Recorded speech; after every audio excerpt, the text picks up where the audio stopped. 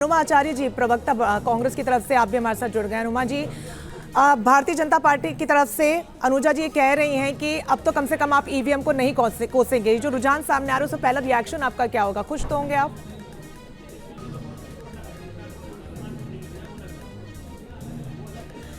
रुझान ये है कि छद्म राष्ट्रवाद जो था उसे जनता ने हरा दिया।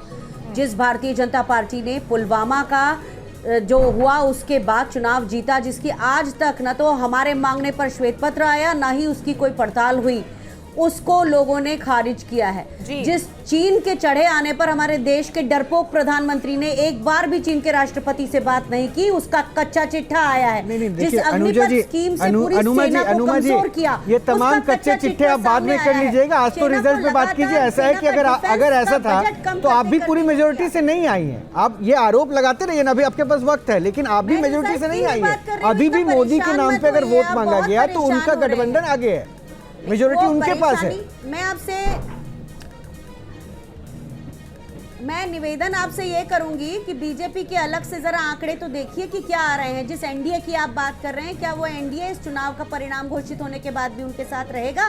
ये सोचने की जरूरत पड़ेगी। अनुजा जी, मतलब देखिए रिजल्ट आते आते आपका गठबंधन बिखर जाएगा, ये भी अब कह गई कांग्रेस। उनको लोगों ने खारिज किया है। और नहीं, अपने कांग्रेस को संभालिए। कांग्रेस कहां पर आकर खड़ा है? बहन पहले वहां देख लो, 94 पे खड़े हो आप, हमें आके मत दिखाओ।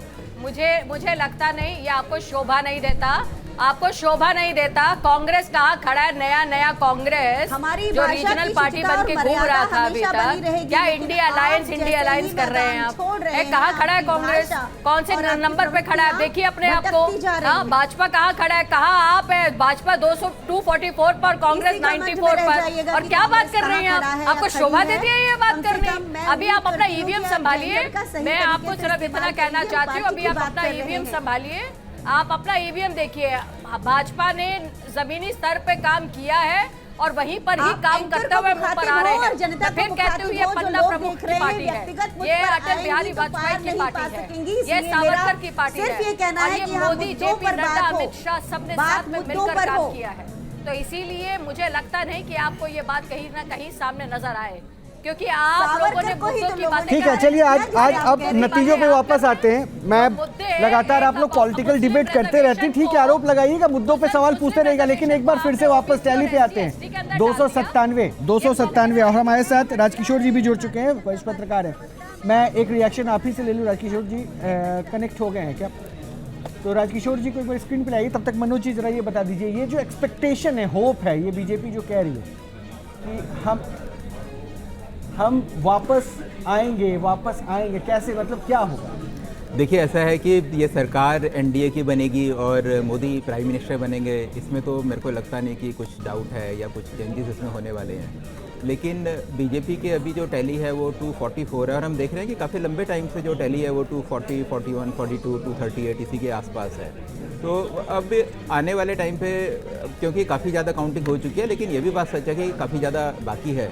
तो जो ट्रेंड मेरे ख्याल से एक एस्टेब्लिश हो चुका है, और मेरे को लगता नहीं कि इसमें कोई लंबे चौड़े चेंजेस होने वाले हैं। एनके सिंह, मतलब यही माना जाए? देखिए, वो एक बात अच्छा, रामचरितमानस में एक चौपाई है, मुद्दा यहाँ कतहूँ कछु नहीं। तो इसको हम दो तरह से देख सकते हैं।